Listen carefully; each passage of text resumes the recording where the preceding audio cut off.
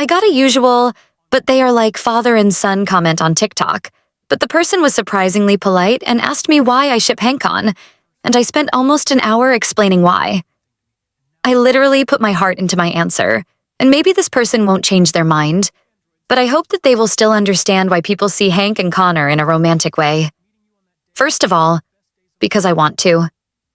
People ship enemies, strangers, memes, actual objects, characters from different fandoms, crack ships, so shipping doesn't always need a deep reason. This is why fandoms exist in the first place. But if we talk about shipping HankCon on a deeper level, the ship actually has depth and development. This isn't one of those they looked at each other once ships, which are also fine, by the way. This is a ship rooted in canonical narrative structure, character arcs, and emotional storytelling. If I had to break it down, here's what makes it compelling for me. Let's call it narrative symmetry. That means we have two broken people who pull each other out.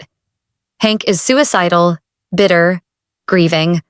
Connor is obedient, emotionally distant, function-focused. They both represent different versions of disconnection, and their arcs push them toward healing, but only through each other. Hank becomes less self-destructive because Connor exists. Connor becomes more human because Hank challenges him to care. Hank can help Connor develop a conscience. Connor can help Hank find a reason to live again. They're not opposites. And it's funny because we often say that opposites attract, and I thought so too until recently. Before I played the game again, they're mirrors. And when the story is played for deviant Connor plus high Hank trust, you get a payoff where their relationship changes the outcome of the revolution.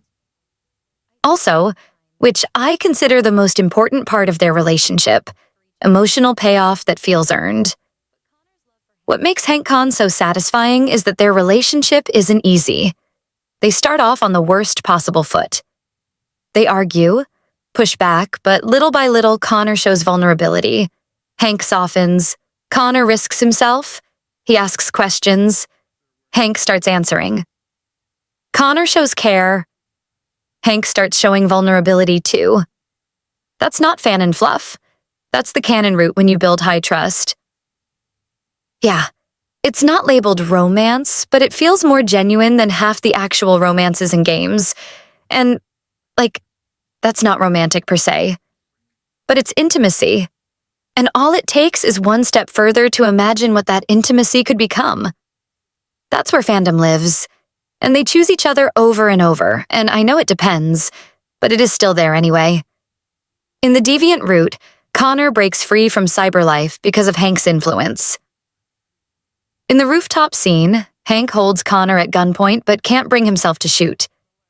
He gives Connor a chance to change again. In some routes, he literally sacrifices himself for Connor. In others, Connor risks himself to protect Hank. There is no other dynamic in the game with this kind of repeated, mutually transformative choice. We can mention Marcus, North, Marcus, Simon, but still.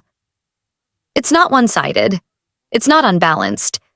It's not even strictly mentor and student. It's partnership born from tension, forged in crisis. So again, their chemistry is literally built into the structure. They are designed to be each other's narrative foil and emotional trigger. This is not accidental. Hank's arc only changes if you let Connor care. Connor's arc only deepens if you let Hank matter. Shipping them doesn't invent emotion. It just connects the dots the game already laid out. Their bond is coded into the game. Narratively, mechanically, emotionally.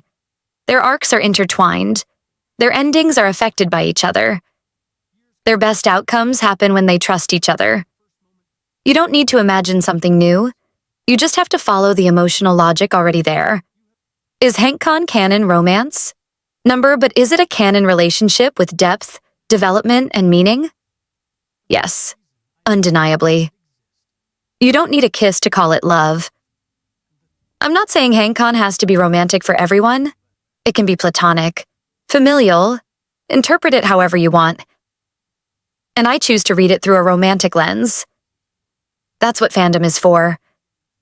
I see two characters who break each other open emotionally, grow through conflict, save each other more than once, and end the game with mutual understanding. That's already romance coded to me.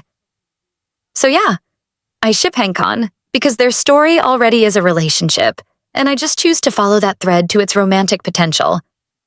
And if some people don't see it that way, that's fine. Let's just not pretend it's not there at all.